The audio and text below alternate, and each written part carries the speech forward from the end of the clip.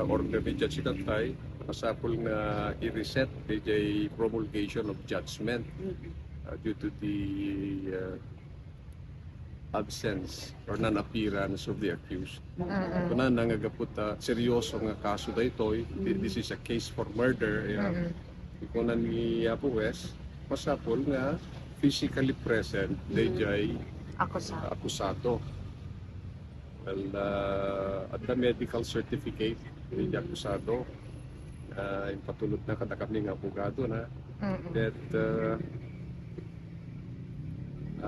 nangarugisuna di ulit yung hospital itiyag tama na medical man and it is for this reason nga saan nga nakaumay ito'y forte tatangag sa pa.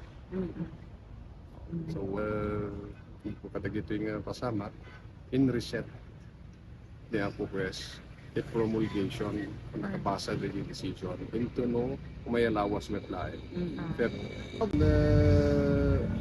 ni fiscal at the DJ ni fiscal dangan awan nakita kadagiti private complainants awan nakita nung penik kandamet so dagat like kamlet iti notice